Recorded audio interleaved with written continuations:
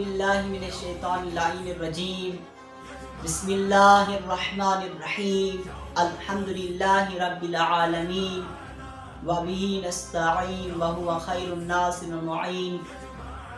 السلام علیکم عزیزان، ماہ مبارک رمضان کا آخری جمعہ یوم القدس کے طور پہ منایا جاتا ہے۔ یوم القدس اللہ کا دن ہے، اللہ کے رسول کا دن ہے، تمام زمانے کے مستضعفین کا، مستکبرین کے خلاف غم و غصے کے اظہار کا دن ہے۔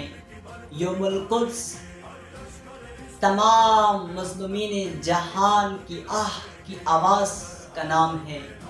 یوم القدس کی مناسبت سے چند عرائض آپ کی خدمت کی سماعت کرنا چاہتا ہوں کہ بحیثیت ایک مسلمان ہماری کیا ذمہ داری بنتی ہے۔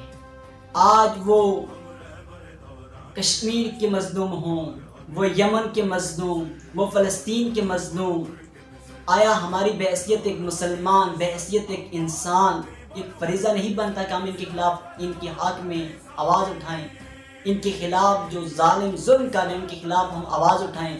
مختلف طریقوں سے ہم آواز اٹھا سکتے ہیں۔ سوشل میڈیا کا دور ہے، میڈیا کے ذریعے اکثر دفعہ یہ دکھ ہوتا ہے، جن کے مولا ہمیشہ یہ فرماتے تھے کہ اون و مددگار ہے نہ مظلومین کی۔ کہا بہترین عدالت یہ ہے کہ آپ مظلومین کے ناصر بن جاؤ، لیکن آج اسی مولا کے ماننے والے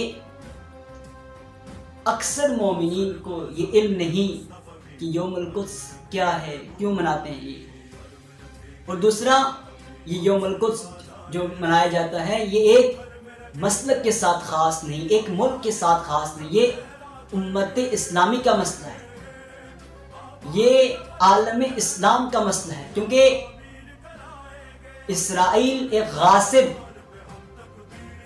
طاقت ہے، اور انشاءاللہ اللہ نے چاہا، کیونکہ قرآن کا واضح فیصلہ ہے جال حق زحق الباطل، کہ باطل نے مٹنا ہے، تو زمانے کے جتنے بھی فرزندان توحید اس آواز کو سن رہے ہیں، فرزندان اسلام، کیونکہ ہم نے کربلا سے یہ درس لیا کہ ہم ہر ظالم کے خلاف آواز اٹھاتے ہیں، ہر مظلوم کی حمایت کرتے ہیں، تو یہ یوم القدس پہ ہم بحیثیت ایک مسلمان اپنا فریضہ سمجھ کر اس کو جوش و جذبے کے ساتھ منائیں۔